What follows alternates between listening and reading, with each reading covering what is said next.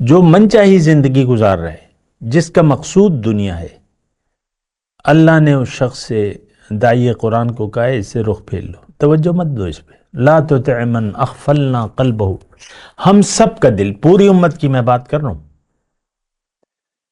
اللہ کی یاد سے غافل ہے اور دنیا کی یاد سے آباد ہے، غالب ہے، دنیا کا دھوکہ لگ گیا ہے۔ اللہ نے ہمارے بارے میں فرمایا ہے کہ بل تؤثرون الحیات الدنیا، تم دنیا کی زندگی کو ترجیح دیتے ہو، والآخرۃ خیر و ابقیٰ، آخرت بہتر ہے، وہ دائمی ہے، لیکن تمہیں تو دنیا کا دھوکہ لگ گیا ہے، تم نے اس کو ترجیح دے دی ہے۔ اللہ اکبر اللہ اکبر اللہ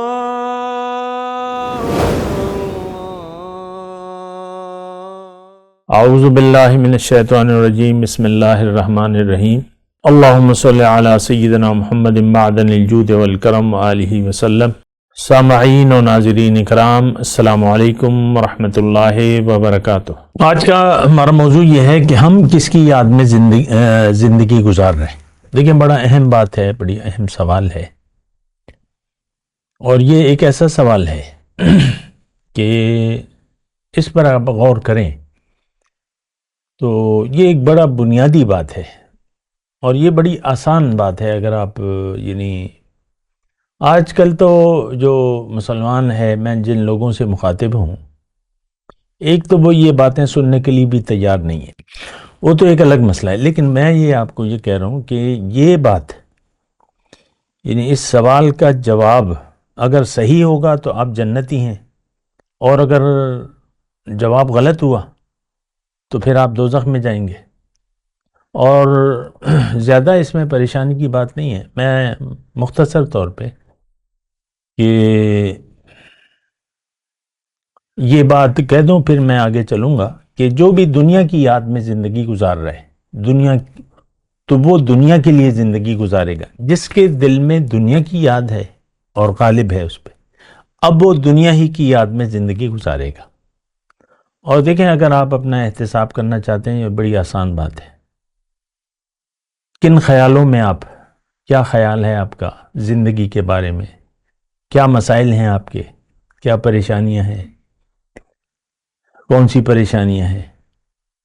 تو ہماری پریشانیاں تو ساری دنیا سے تعلق رکھتی ہیں، بات ختم ہو جاتی ہے۔ میں آج کے مسلمان کی بات کر رہا ہوں۔ ہم سب کا مسئلہ ظاہر ہے، باطن پر ہم یقین رکھتے ہی نہیں ہیں۔ ایک جملہ ہے، اس پہ غور کیجیے، ہم اپنی حقیقت کو نہ جانتے ہیں، نہ مانتے ہیں، نہ جاننے کے لیے تیار ہیں، جاننا بھی نہیں چاہتے ہم۔ یقین کرنا تو دور کی بات ہے، ہم اپنی حقیقت کو نہ جانتے ہیں، نہ جاننا چاہتے ہیں۔ کون؟ آج کا مسلمان۔ اس کو اتنا ظاہر کا دھوکہ لگ گیا ہے کہ اس کو اور کچھ سمجھ میں نہیں آ رہا۔ جملے میں بڑے سوچ سمجھ کی بات کر رہا ہوں۔ اس کی سمجھ صرف دنیا تک، ظاہر تک محدود ہے۔ کون؟ آج کا مسلمان۔ تو یہ بات تو بڑی خطرناک ہے۔ میں نے آپ کو آیت قرآن، اعرض عمن تولی عن ذکرنا ولم یرد الا الحیاۃ الدنیا، اللہ تعالیٰ نے داعی قرآن کو یہ ہدایت کی ہے کہ اس شخص سے اپنا رخ پھیر لو جو پھر گیا میری یاد سے۔ من تولی عن ذکرنا ولم یرد الا الحیاۃ الدنیا، اب اس کا مسئلہ صرف دنیا ہے، اس شخص کو چھوڑ دو۔ قرآن کی آیت ہے، اللہ حکم دے رہے ہیں، مت توجہ دو اس پہ۔ اعرض عن الجاہلین کے الفاظ ہیں قرآن میں، جو جاہل ہیں ان سے اعراض کر لو۔ جاہل جو ناواقف ہے، واقف ہونا بھی نہیں چاہتے۔ وَلَا تُطِعْ مَنْ أَغْفَلْنَا قَلْبَهُ عَنْ ذِكْرِنَا وَاتَّبَعَ هَوَاهُ وَكَانَ أَمْرُهُ فُرُطًا۔ دیکھیں، قرآن بڑا واضح ہے۔ وَلَا تُطِعْ مَنْ أَغْفَلْنَا قَلْبَهُ عَنْ ذِكْرِنَا، اس کی بات ہرگز نہ ماننا جس کا دل میری یاد سے غافل ہے۔ وَاتَّبَعَ هَوَاهُ، من چاہی زندگی گزار رہے۔ دیکھیں یہ بڑی آسان بات ہے اگر آپ سمجھنا چاہتے ہیں۔ خواہشات نفس ہم پر غالب ہیں، دنیا کی محبت میں ہم گرفتار ہیں اور دنیا ہی کے لیے زندگی گزار رہے ہیں۔ یاد الہی سے ہمارا کوئی واسطہ ہے نہیں حقیقی۔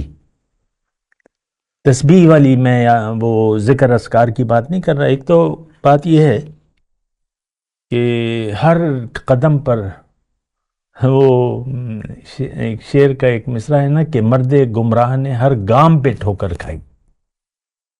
اور مجھے یقین ہے جو بھی میرے نئے سننے والے ہیں اکثر، بلکہ جو مستقل سننے والے بھی ہیں، وہ میری باتوں کا مطلب صحیح نہیں لیتے۔ جو مستقل سنتے ہیں کسی وجہ سے بھی سنتے ہیں، وہ ایک الگ مسئلہ ہے، تو صحیح معنی وہ نہیں لینے کے لیے تیار۔ اپنا ہر ایک کے ذہن میں دین کا یا دین کی اپنی جو اصطلاحات ہیں اپنا ایک خیال ہے، اور کوئی سوچنے اور سمجھنے کے لیے تیار بھی نہیں ہے۔ مسئلہ یہ بھی ہے۔ بہرحال وہ آیت میں پوری پڑھ دوں، وَلَا تُطِعْ مَنْ أَغْفَلْنَا قَلْبَهُ عَنْ ذِكْرِنَا وَاتَّبَعَ هَوَاهُ۔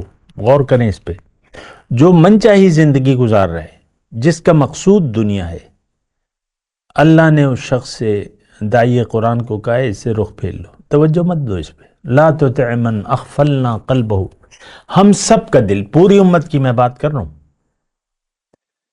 اللہ کی یاد سے غافل ہے اور دنیا کی یاد سے آباد ہے، غالب ہے، دنیا کا دھوکہ لگ گیا ہے۔ اللہ نے ہمارے بارے میں فرمایا ہے کہ بل تؤثرون الحیات الدنیا، تم دنیا کی زندگی کو ترجیح دیتے ہو، والآخرت خیر و ابقی، آخرت بہتر ہے، وہ دائمی ہے، لیکن تمہیں تو دنیا کا دھوکہ لگ گیا ہے، تم نے اس کو ترجیح دے دی ہے۔ اور دوسری آیت جو ہے وہ بالکل بھی واضح ہے، وَأَمَّا مَن طَغَىٰ، جس نے سرکشی کی روش اختیار کر لی۔ کون ہے یہ؟ آج کا مسلمان ہے۔ یہ بات نہ سننے کو تیار ہے نہ ماننے کو تیار ہے۔ اصل بات نہ سننے، یعنی اللہ کی بات ہم نہ سننے کے لیے تیار ہیں۔ دیکھیں قرآن کو تو ہم نے چھوڑ دیا، بالکل واضح بات ہے۔ صدیاں ہو گئی مسلمان قرآن سے قطع تعلق کر چکا ہے بطور کتاب ہدایت کے۔ فَأَمَّا مَن طَغَىٰ وَآثَرَ الْحَيَاةَ الدُّنْيَا فَإِنَّ الْجَحِيمَ هِيَ الْمَأْوَىٰ۔ بڑی واضح بات ہے۔ اپنے الفاظ میں تھوڑا سا اس کا مطلب بیان کر دوں، پھر لفظی ترجمہ بھی کر دوں گا۔ اللہ تعالیٰ اس آیت میں فرما رہا ہے کہ جس نے جو دنیا کے خیال میں زندگی گزار رہا ہے تو یہ جہنم میں جائے گا۔ یہ اس آیت کا مضمون ہے۔ جو یاد دنیا میں زندگی گزار رہے، تو اب آپ خود سوچ لیں، اس میں تو کوئی دلائل دینے کی ضرورت ہی نہیں ہے کہ آج کا مسلمان مرد ہو یا عورت ہو، وہ دنیا کی یاد اس پر غالب ہے۔ یاد دنیا میں ہم زندگی گزار رہے ہیں، ہر شخص پریشان ہے، پریشانی صرف دنیا کی ہے، مسئلہ صرف اس کے سامنے دنیا کا ہے۔ فَأَمَّا مَن طَغَىٰ، دیکھیں یاد دنیا اگر غالب ہوگی تو آپ سرکش بن جائیں گے۔ کیوں؟ کہ اللہ کا حکم آپ کے لیے اہمیت نہیں رکھے گا۔ سرکشی اور کیا ہوتی ہے؟ سمعنا وعصینا، ہم نے سنا لیکن مانتے نہیں ہیں، ہم ماننے کے لیے تیار نہیں ہے۔ کون؟ آج کا مسلمان۔ وَأَمَّا مَن طَغَىٰ، جس نے سرکشی کی روش اختیار کر لی۔ بات دیکھیں روش کی ہوتی ہے، گناہ تو چلو ہو گیا، فوراً معافی مانگے، معافی مل جائے، لیکن ایک روش ہوتی ہے، میں نہیں مانتا، میں نہیں مانتی، روش کی بات ہے، عادت کی بات ہے۔ اللہ کا حکم، رسول کا طریقہ ہمارے لیے اہمیت نہیں رکھتا۔ وَأَمَّا مَن طَغَىٰ وَآثَرَ الْحَيَاةَ الدُّنْيَا، اور دنیا کی زندگی کو ترجیح دے دی۔ وَإِنَّ الْجَحِيمَ هِيَ الْمَأْوَىٰ، دیکھیں کتنی واضح ہے آیت، یہ جہنمی ہے۔ اور ہمارا تو ایک تو آخرت پر یقین ہے نہیں، اور بس امیدیں ہیں شفاعت ہوگی اور بخشش ہوگی، اور بس امتی ہوں میں، امتی ہوں، بس جنتی ہوں۔ تو یہ آپ کی خواہشات ہیں، اور اصل میں تو ہم آخرت پر یقین نہیں رکھتے۔ ہم سب دنیا کی یاد میں زندگی گزار رہے ہیں، جبکہ ہم نے زندگی گزارنی تھی اللہ کی یاد میں۔ لیکن اللہ کی یاد میں تو تب ہم زندگی گزارتے جب اللہ ہماری مقصد بن جاتا، مقصود حیات بن جاتا۔ اللہ نے تو ہمیں دنیا میں اپنے لیے بھجوایا ہے، مقصود تو ہمارا اللہ ہے، لا مقصود الا اللہ۔